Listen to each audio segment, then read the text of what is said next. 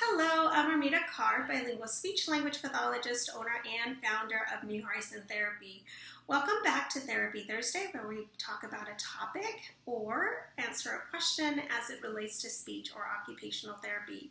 Today, we will be talking about technology and technology in our world today and how it's affecting our kids, or, there are also some pros to that. So I'll start off with some of the pros that come to mind. You know, Kids, it helps sometimes when we are busy as parents and we need that little time off to hand over an iPad.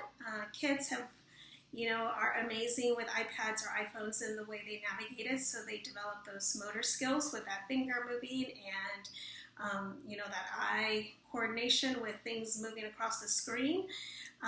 Some pros to it, some cons that I've seen at the clinics more specifically. Sometimes when kids come in, there has been a few times where I've actually had to wean children off of iPads because that is what they've used. The other thing I've seen is, or can happen, if it's too much, like everything else, there's a good balance in between.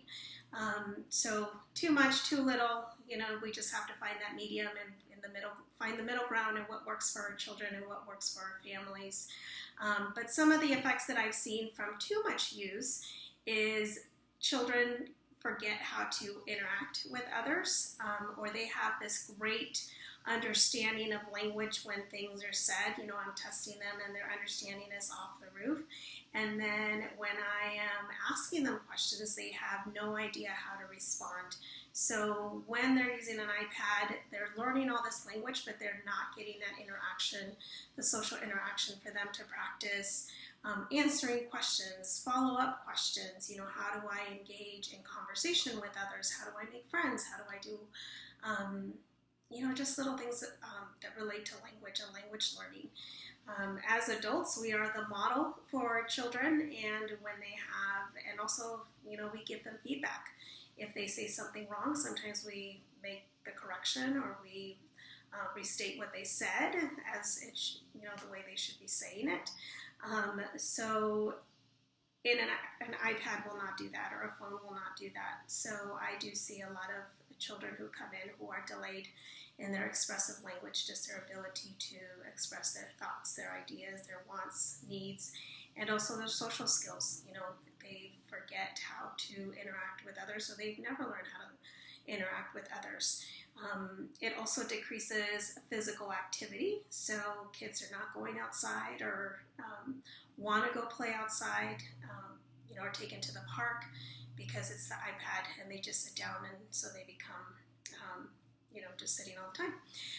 The other thing is motor skills. When we are running, when we are jumping, when we are engaged in other play, we are also developing those motor skills and movement. That's also an area that I've seen that is delayed because of that. So those are just a few things. There's a lot more, but those are the things that kind of come to my mind and things that I've seen at the clinic and that we work with. So if you have any questions about technology and the effects of it, please feel free to reach out, leave us a comment, or ask us the questions, and I'll be more than happy to talk about it once again. Thank you so much.